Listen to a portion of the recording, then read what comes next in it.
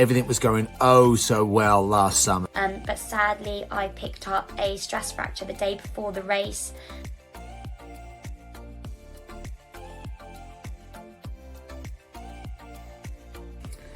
I think it's really tough. I mean, every athlete, is going to pick up an injury, a niggle. Obviously, hopefully for many, it's not, a long-term injury, but, many people have picked them up. Not everyone has a coach that can, that they can talk to and progress and give them, a kind of progression back into training. Listen to your body. Injuries need to be rested. They need to be recovered. Always seek out expert advice, and those experts can also help with that progression back to full training. So really good question about when Hannah first felt her injury. As any coach, kind of has a gut feeling. It's always a worry when someone's going into a major championships and they do feel something that they shouldn't be feeling in a taper period. But we had to trust the experts around us. We had physios, we had support staff, and so a superb medical team. But that gut feeling is never good. I think after I DNF'd at the Commonwealth Games, there was a mixture of a lot of feelings, but one of them was sort of like guilt. I just felt like I'd let everyone down. James had put so much time into getting me into great shape.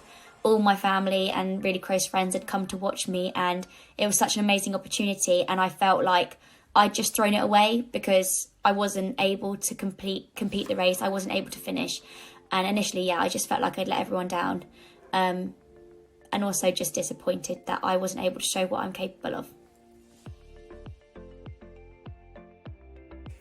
Post-race, as a coach, you get that horrible sinking feeling when you watch either an athlete have a bad performance or, when they do pull out and it's an injury. But for me, it's just, how the athlete's feeling. I knew Hannah had a whole family there. So, it's just trying to say some positive things, say that we are going to get it sorted. But, as a coach, there's just a real kind of feeling that, what could I have done differently? And how much, of what we've done, has caused the injury. So, you're really, reflective thinking straight away.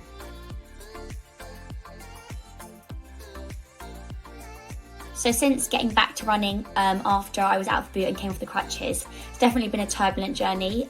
It's never easy and straightforward coming back from injury. I'd say my brain thought I was maybe fitter at times than I actually was.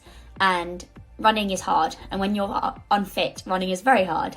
So I think it's just trying to, get to the stage where easy runs feel easy again and sessions you can push. Whereas I think, especially at the start, what used to feel really comfortable feels super hard, and I found that quite difficult to deal with because I just felt maybe like I'd lost so much, but it comes back so quickly and you start feeling great sooner than you realise, and that just gives you a massive boost.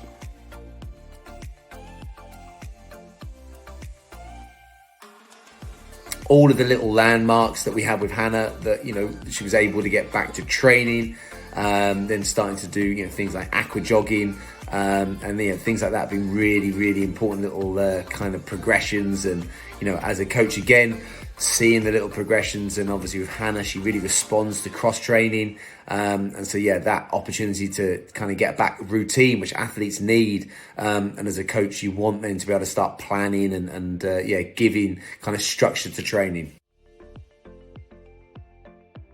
During my sort of comeback and my build back to running, I'd say the treadmill has been a life-saving piece of equipment.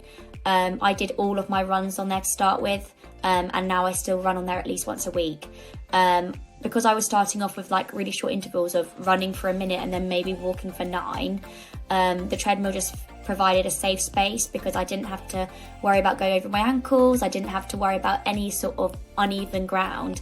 It was reliable, and it was, it absorbed a little bit of that extra impact, so I could sort of start running without having to worry about putting too much weight and pressure through myself. So this is the super exciting part that we're at right now, where Hannah is really progressing very, very nicely with training. and then, basically getting herself to a position where we are now looking at races, and not just, getting back out and racing, but really being hopefully, a competitor again, and looking at personal bests. That's really exciting, and for an athlete, it's now a case of the right amount of training, but also holding them back. So we don't do too much too soon, and we stay kind of medium term focused into the summer, but also about Hannah's long term development as well. So super exciting, but also as a coach, a nervy time as well, because we need to push, but we need to stay healthy as well. So we're finally at the point now where we can start penciling in some races, and that's super exciting. I mean, I've been on the sideline now for like 6 months, so even more. I think it's an exciting prospect. Obviously it is nerve-wracking, just because I sort of feel at times maybe I've forgotten how to race, but I think it's just taking the pressure off and enjoying it. It doesn't matter how I start racing, like there's a lot of time ahead, the summer's still far away, and I am going to be rusty, but it's just sort of expecting that and embracing the pain and the good pain, and just knowing like it's going to be ups and downs, but to be honest, just to be back out on the scene, I'm super excited for, because I know that there is a lot to come, and I'm excited for what is to come.